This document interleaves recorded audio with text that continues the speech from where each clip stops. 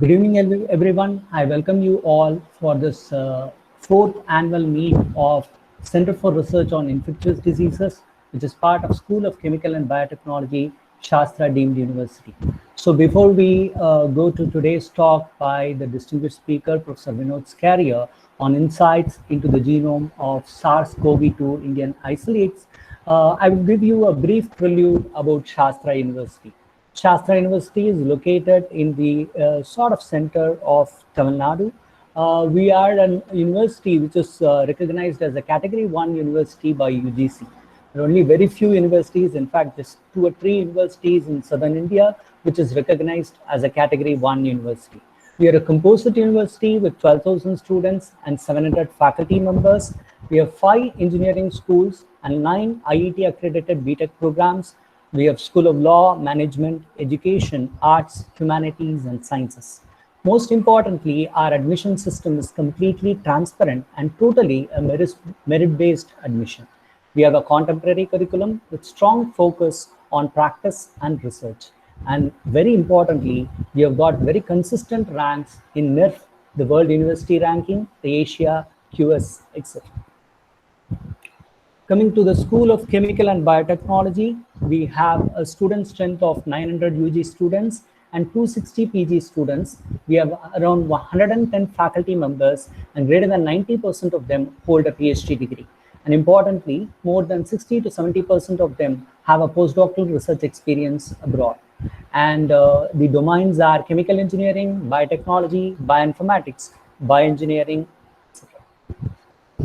So we have 50 research laboratories, 65 ongoing research projects, and 80 completed projects. And in total, we have got 5 research centers. They are CARISM, Center for Advanced Research in Indian System of Medicine, where we sort of the Ayurvedic preparations and herbal preparations and formulations are tested. And it's also we also have an NABL accredited lab there. And we have a very, very dynamic center called CENTAB, Center for Nanotechnology and Advanced Biomaterials. A lot of patents have been filed, technology transfers have been done, and trust areas are tissue engineering, nanosensors, etc. We also have CPCS, Center for Preclinical Studies, and we have CRID, Center for Research in Infectious Diseases, which is what is organizing this 4th annual talk. So CESC is the Center for Energy Storage and Conversion. So coming to CRID, CRID was inaugurated in July 2015 by Professor Vijay Raghavan, who is currently the scientific advisor to the Prime Minister. So CRID is comprised of 12 faculty members, and we have 8 completed extramurally funded projects to the tune of 2.22 crores, 12 currently ongoing research projects to the tune of 3.75 crores, which is funded by DST, DBT, BIRAC, and ICMR.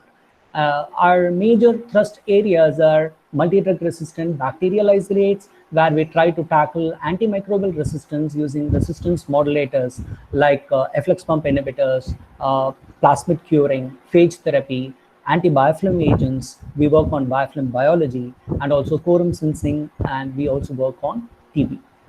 So as regards viruses, we work on HIV for early vaccine candidate identification, and in fungi, we work on cryptococcal meningitis, where a drug candidate has been validated in animal model and further studies are underway.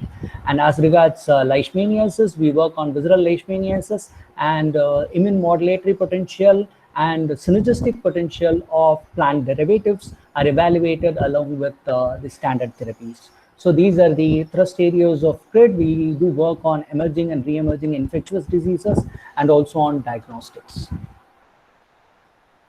So the different programs offered by SCBT are the BTech programs, and among UG programs, we also have Bachelor of Optometry that is offered in collaboration with the Elite School of Optometry, Shankar Nethralaya.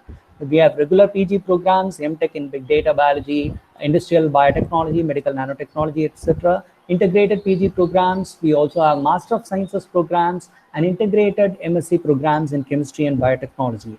And finally, as regards PhD, it is offered in all fields of specialization of the school. So you can basically follow us on Facebook, at our website, and at Twitter.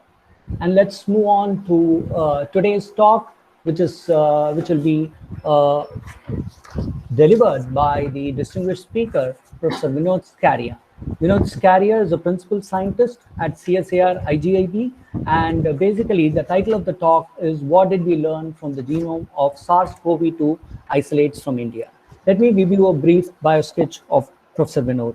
Vinod is a clinician and computational biologist. His laboratory is interested in understanding the function, organization, and regulation of vertebrate genome and is involved in translating genomic technologies for clinical applications. He has been part of pioneering collaborative initiatives aimed at understanding the South Asian, Middle Eastern, and Indian genome diversity and genetic epidemiology of diseases in the region. He has been part of the whole genome sequencing and analysis projects, including the first Indian, Sri Lankan, and Malaysian genomes, and is a member of HUGO Pan-Asian Population Genomics Initiative, called as HUGO PAPG Task Force. He is also the co-founder of the Genomics for Understanding of Rare Diseases India Alliance Network, called as Guardian, which is a pioneer and one of the largest network of clinicians and researchers in India working on genetic diseases. He has adapted novel and creative strategies such as the use of artificial intelligence, social media, and a participation of a large number of undergraduate students in collaborative genome projects. Vinod did his undergraduate medical education from Calicut Medical College, University of Calicut, and PhD in computational biology from the University of Pune. Vinod has over 150 peer-reviewed publications, 2 book chapters, and 2 books to his credit. He is the editorial board member of many reputed journals like Journal of Translational Medicine, PLOS One, Journal of Orthopedics, PeerJ, and International Journal of Rheumatic Diseases. He is the recipient of the prestigious CSIR Young Scientist Award for Biological Sciences in 2012, Kavli Frontiers of Science Fellow of the US National Academy of Sciences in 2015, and is an elected Fellow of the Royal Society of Biology in 2017. Without much delay, I hand over the stage to Professor Vinod. We'll all be glad to hear from him about the insights into the genome of SARS-CoV-2 isolates from India. Dr. Vinod, please. Thank you, Professor Sai, for the nice introduction and organizing this talk series. It's a pleasure to be speaking in this meeting. Let me take a minute to put the slides on.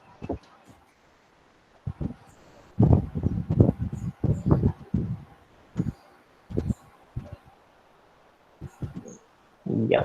So can you see the slides? Yes. Yeah. Thank you. So over the next 35 minutes or so, what I'm going to talk to you about is what we understand from the genomes of SARS-CoV-2 from India. But before I go into my talk, let me first introduce what otherwise we work on. COVID is something new that we started working on, but otherwise our lab works on a variety of things. But the central point of our theme of our lab has been to look at genome informatics. Now, what do you mean by genome informatics? It essentially means that you can look at genomes of organisms. This could be humans, this could be modern systems, this could be pathogens, and looking at the genome on a computer. So that is what the informatics part of it is all about. Now, we try to address a variety of questions using computers. Firstly and foremost, what we try to understand is to look at how the vertebrate genome is organized. And this essentially is looking at different kinds of genomes, which are very similar or dissimilar to humans, and trying to understand why is human genome organized in a particular way, and then draw correlates on how genetic mutations in those genomes could cause diseases. We also work on a very pertinent area, which is on non-coding RNA biology, which are essentially non-protein coding genes in the human and model system genomes. And we use computers to make, to first identify them, and of course, once identified, make functional predictions for these non-coding RNA candidates. Almost half of my lab works at the interface of looking at these basic aspects of biology and translating it back into patient care. And that's where we work with a lot of clinicians on a variety of topics. One of the largest areas that we work on is the area of rare genetic diseases, where we run a large program called Guardian, where we offer genomic diagnostics and genomic testing for patients and families suffering from undiagnosed conditions across the country. And today, this network is over 200 clinicians and from around 70 centers across the country, making it one of the largest of its kind. A small proportion of my lab works on pathogen genomes. We used to work on Mycobacterium tuberculosis for very many years, but slowly we shifted into looking at emerging epidemics and viruses in emerging epidemics. And that's essentially the premise in which we are here today. And my talk is essentially going to discuss what is the most recent emerging epidemic, which is COVID. You could find, of course, more information about our lab at this URL out there. So coming back to the topic, we also need to understand what SARS-CoV-2 is.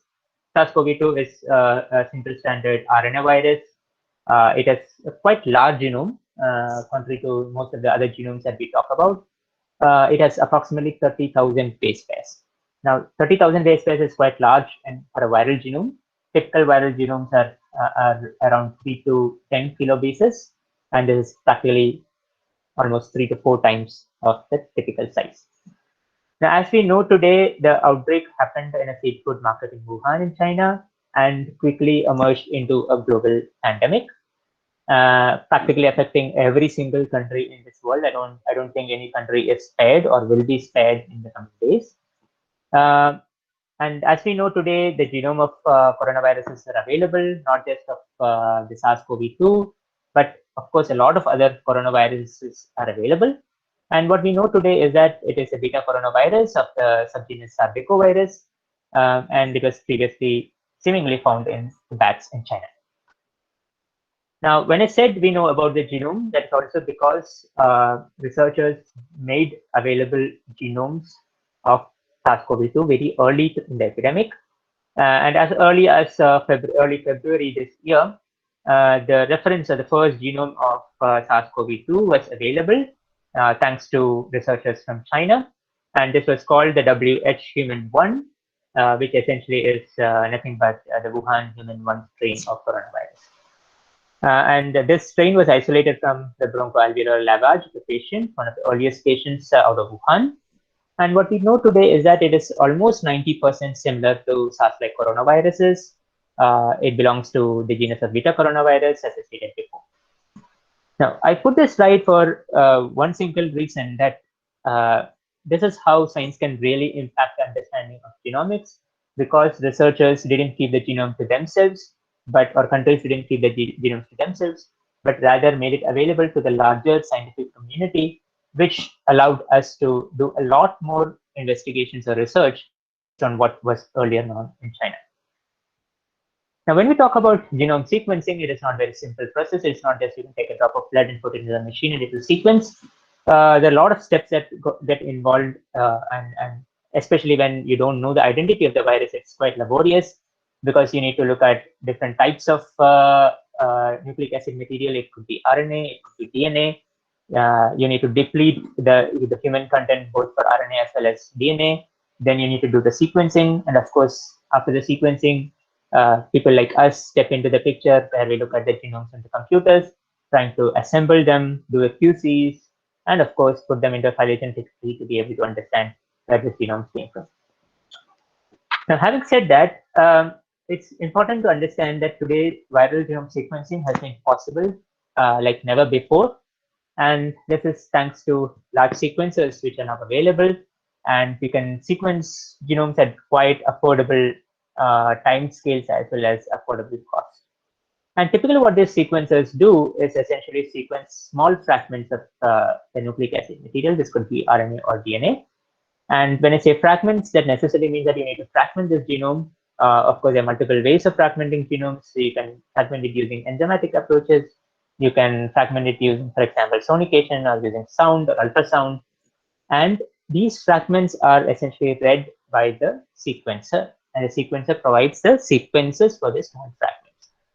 Now, after these fragments are sequenced, then what you need to do is to be able to assemble these small fragments back into reconstructing the puzzle of what the whole genome looks like. And that is what we call as genome assembly. So this is the 3 steps that I sort of mentioned. So you have the viral nucleic acid material, which is fragmented. The fragmented material is now read on a sequencer in very small fragments, typically 150 base pairs. And once read, this 150 base pairs need to be stitched back or assembled using computers to be able to ascertain what the original genome looked like. Now, if you think assembly is a very complicated process, yes, it indeed is a very complicated process. But of course, there are many ways and means by which you can make it simplified. Very early on, sometime in end of March, we put together this very elaborate computational pipeline, which allows any student to be able to assemble genomes of coronavirus. Many of these protocols are based on open source tools and resources, and of course, we went back and validated many of these resources. So you could use these resources, and now it's published, so you could download this. And the codes are also available online from multiple different websites. And of course, we have provided a Telegram support group for students who are interested in assembling genomes.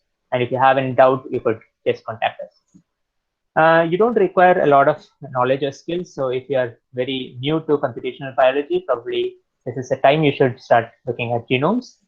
Because of course, you can learn a lot of new things from assembling genomes. Now, what after you do the genomes? What happens in the virus is essentially that the virus mutates. And this is not just for coronavirus, but practically for every virus. Every virus during the course of evolution, it mutates. In some cases, the mutations are so fast that it occurs within the course of the infection. In some cases, the mutations are a bit slow, so it occurs during multiple transmissions. For this particular virus, approximately the mutation rate is once in around 10 to 12 days. In some cases, around 15 days. So that necessarily means that the virus will mutate typically in and around 2 transmissions. In other words, if an individual has an infection, he has transmitted it to another individual, and that individual, before transmitting to another individual, the virus gets mutated. And there are many implications for this, and then this picture is going to be central to a lot of things that I'm going to talk henceforth. Now, this mutation is essentially important because that's essentially what you get from the genome. So by sequencing the genome over and over again, it's not that you're going to sequence the same virus. Each of these sequences are going to differ by a few base pairs, just a few base pairs. And looking at these few base pairs, you can understand a lot of things, and that is, you can understand a lot of things because of this very central concept that the virus mutates, and approximate the virus mutates around 10 to 15 days. I'll give an example of how this happens. Like, for example, if you look at the first viral genome, that is the WH human 1, which was isolated from Wuhan. This was sequenced, the sample was collected in December, and the sequence was made available in February. But of course, there are many more sequences from Wuhan which came very, very close by. There was another genome which was WH9, which is also from Wuhan, but collected on January 8th.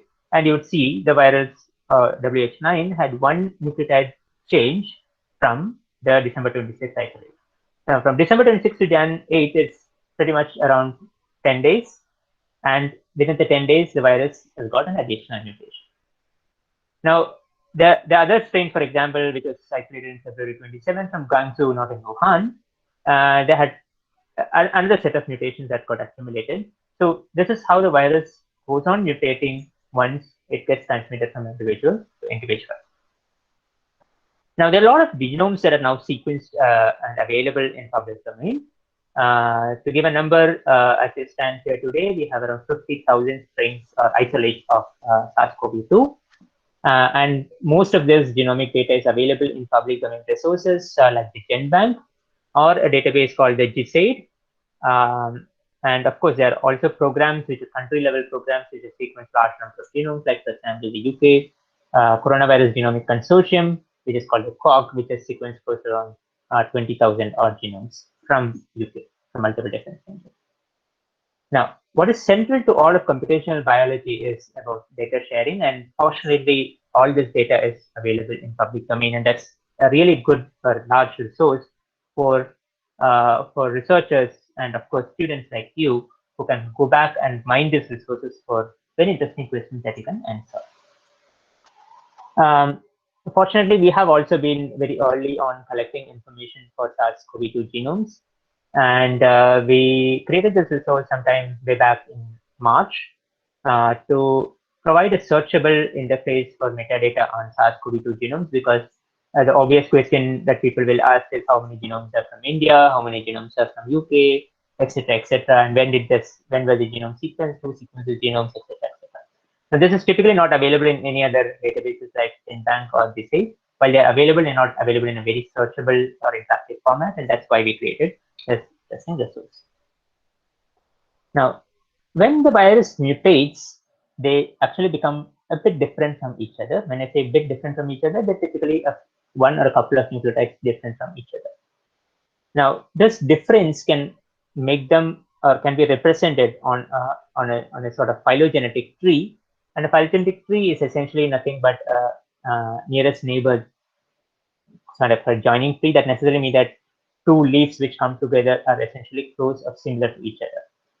Now, depending upon the similarity and depending upon the differences, you could classify them into, for example, clades, which are essentially the same species but different subtypes of the species, which are called clades, or they could be differentiated in different taxa, depending upon the differences that you have from each other.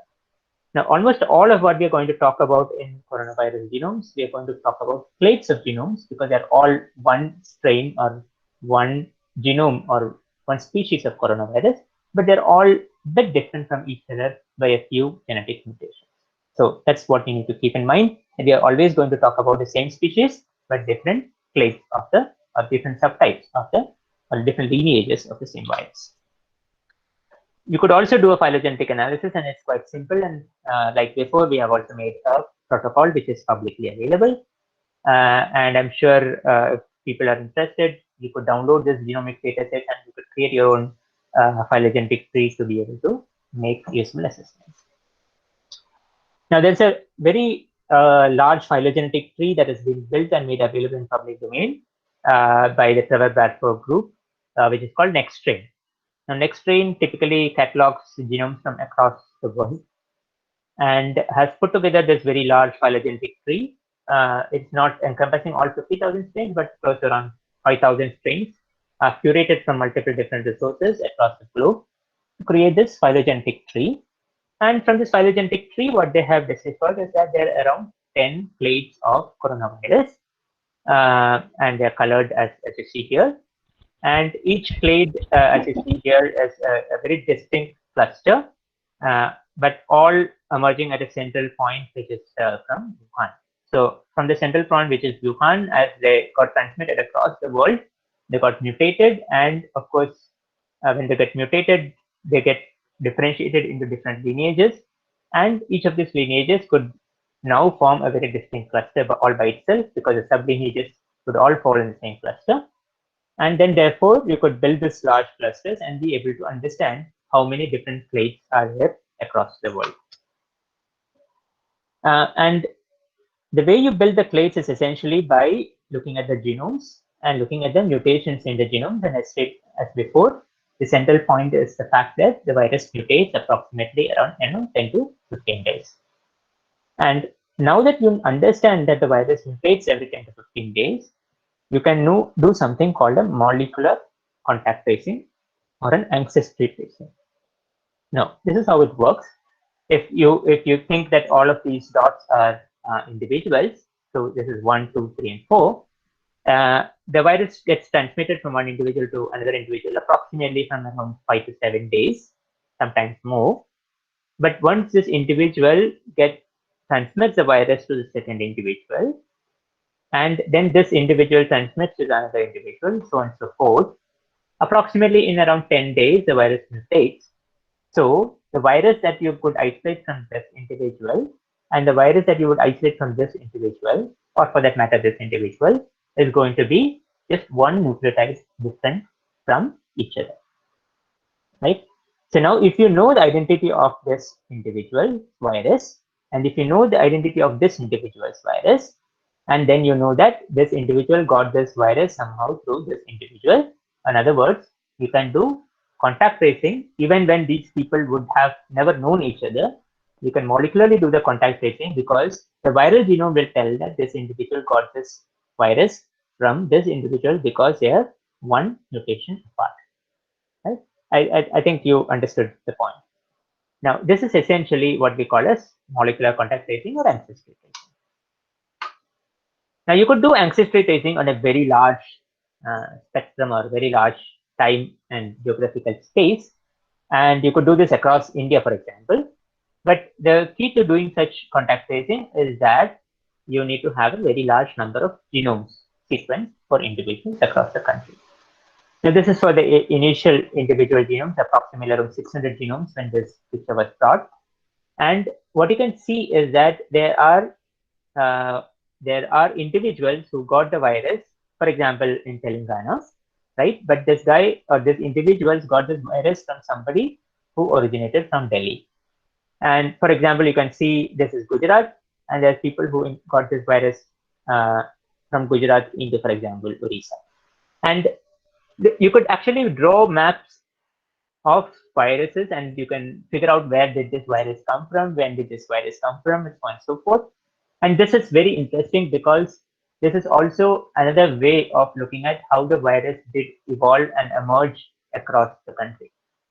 So it's not that there's just one individual who came with the virus and spread across the country. There are multiple individuals who arrived at multiple different ports because all of these individuals would have come to airplanes.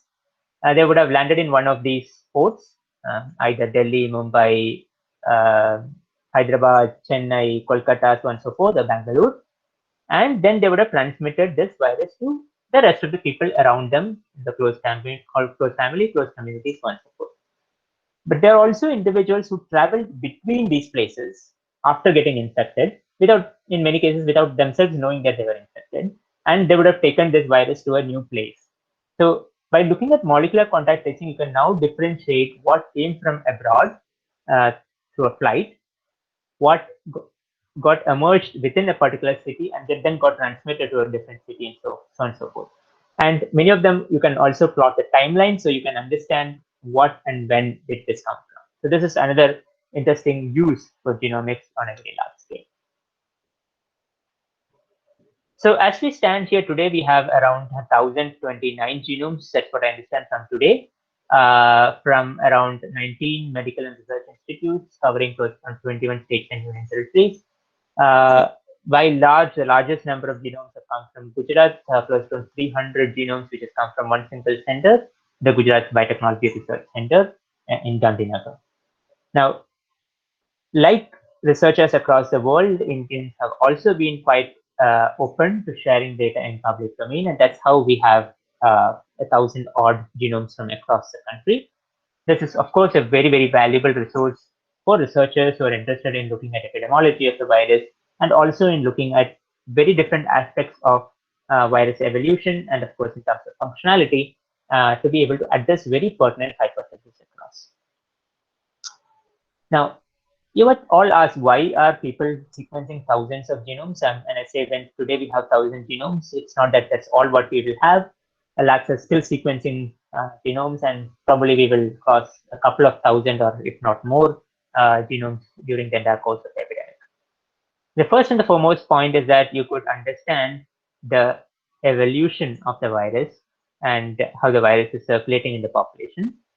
Like I said before, you could do molecular contact tracing, so you can understand the origin of the infection. You can, of course, use this information to look at source of community outbreaks. If you don't, in a community outbreak, you don't really understand who is the contact, so you can really use a molecular tag or the molecular variant information to be able to understand where did this virus come from. And of course, there are many pertinent applications which are very important in clinical testing, like, for example, for evaluating diagnostics and for evaluating vaccines as well as therapies. Now, if you put the entire genomes from India, this is not all the genomes, but approximately 700 odd high-quality genomes from across the country, what you would see is that we have 6 clades of the virus, which has previously been documented. So this 6 belongs to the 10 that I described before, encompassing the global viral population. In addition to the 6, we have 1 clade, which is marked here in purple, which doesn't map to any one of the global isolates or global clades which are described before in a strain, but in a very large number, and particularly in India. And this is what we call as the I or the A3I clade. We have a preprint which is available which describes how we identify this particular clade. Now, this particular clade of virus is very distinct in India because India is the only country where this clade is in a very large number. It didn't originate in India, it originated probably in the Southeast Asia, but has spread across the country. The isolates are in multiple different states. And in no other country, it is even close to 100 or a few hundred samples. So that's why we call it as the I, because it's a distinct clade in India, and A3I to suggest that it is a divergent clade from the A3 clade, which was previously described elsewhere.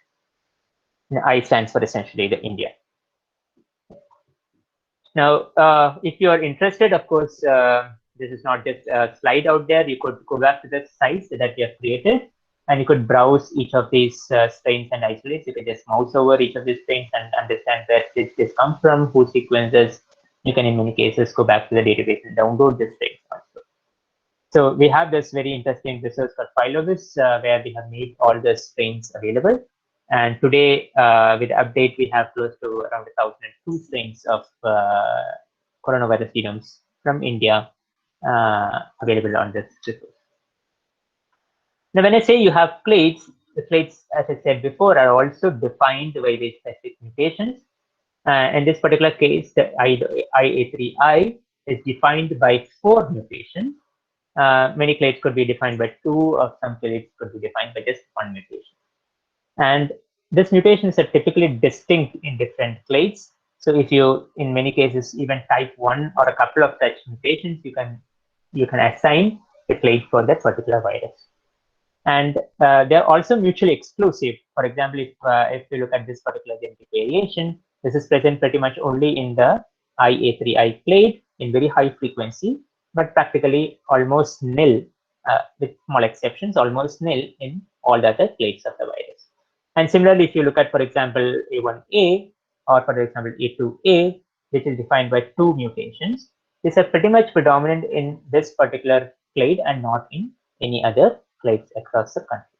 So in other words, in going towards the future, you might not require the viral genomes to be sequenced, but probably the information gleaned out of this virus genome, this is the variants, and if you could type just a handful of these genetic variants, you could assign them into one or the other clades of the virus. Now, I stated before that the virus mutates once in a while, and this mutation happens during the course of infection, and then it's transmitted to another individual. Now, the obvious question that you'd want to ask is, does all the clades of virus mutate the same in India?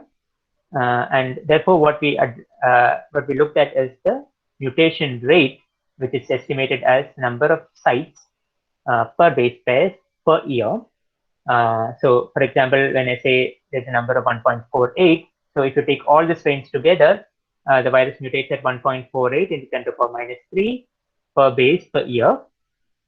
So this number would roughly translate into 1.48 into 30, because you have 30,000 base pairs in a year. That's 44 mutations a year. That's approximately around 3.7 mutations a month. So if you take a random isolate,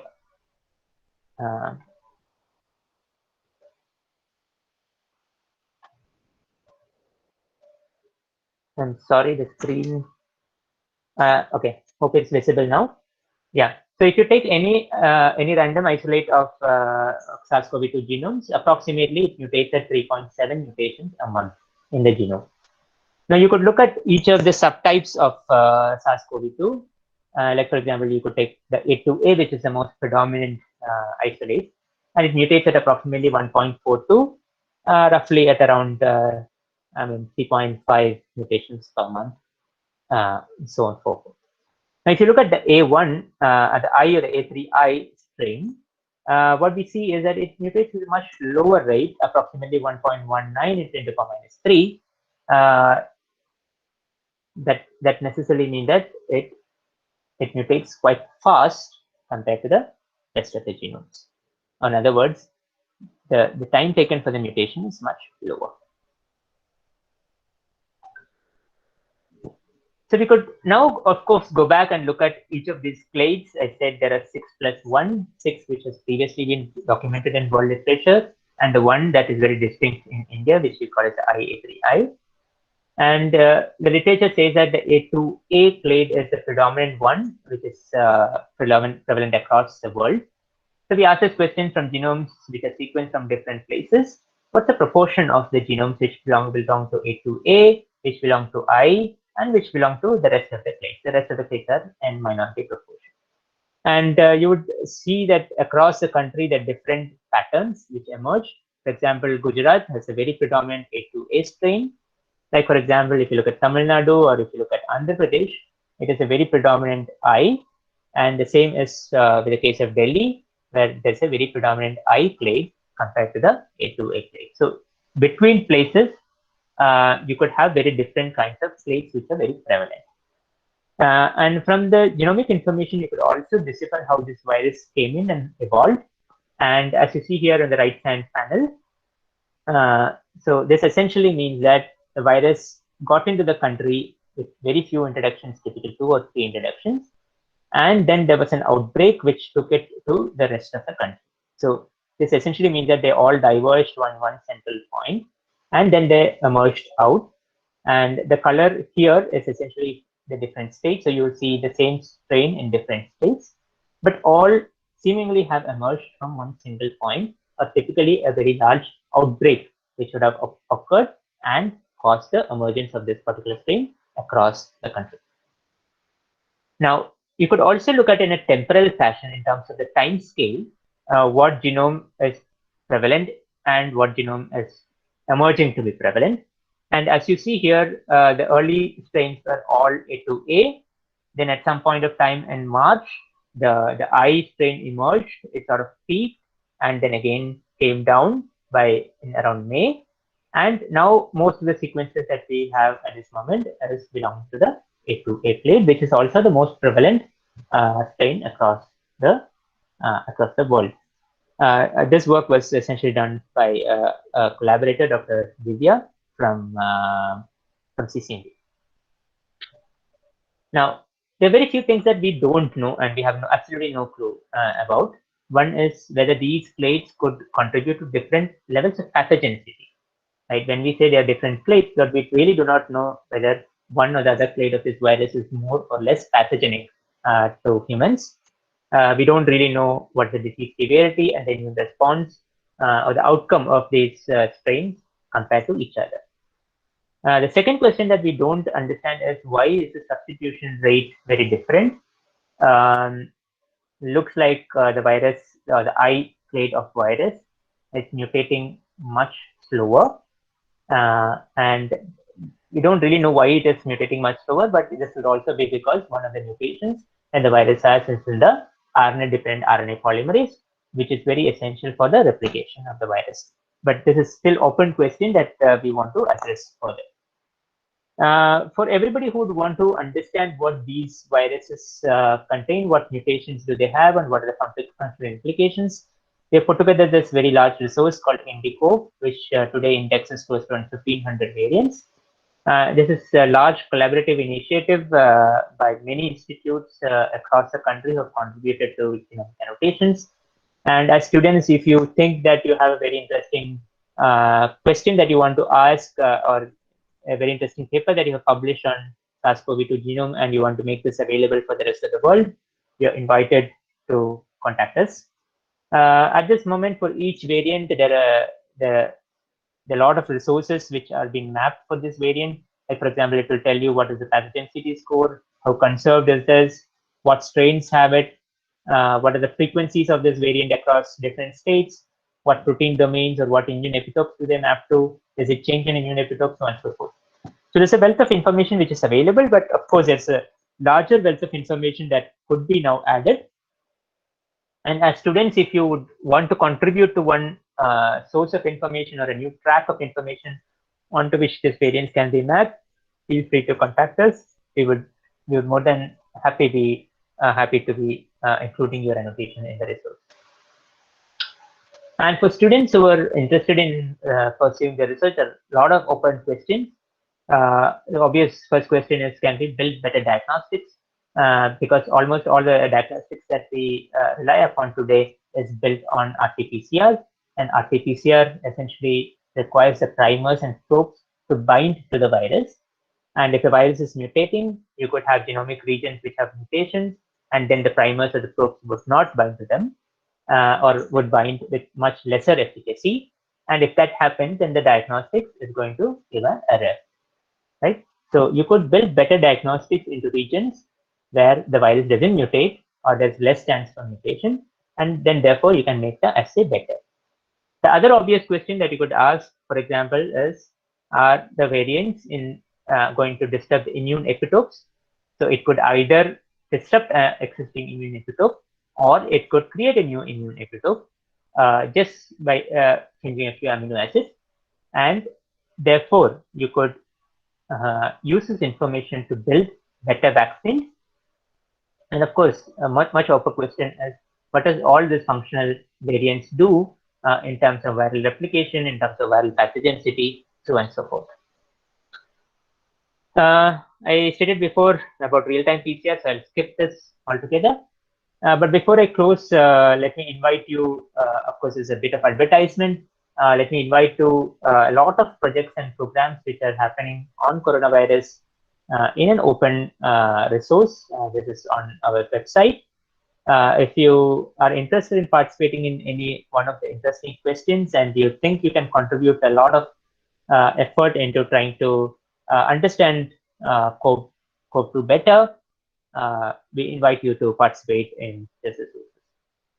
And all that I talked about is contributed by a lot of people who worked. This includes a lot of volunteers. Most of the phylogenetics and variant annotations was built by Bani. All the 50,000 genomes curation and variant calling was done. Like humongous amount of work was done by Mercy. We built a lot of resources, and Kavita has been maintaining these resources single-handedly during the lockdown. And of course, a lot of pipelines and protocols have been created by Mukta and Bani, and a lot of NGS analysis have been put together by a lot of students in my lab. And of course, this has been possible with very fantastic collaborators from CCMP, Dr. Tej and Rakesh Mishra, and collaborators in IJB, Dr. Sridhar, who contributed to all the NGS sequencing and analysis.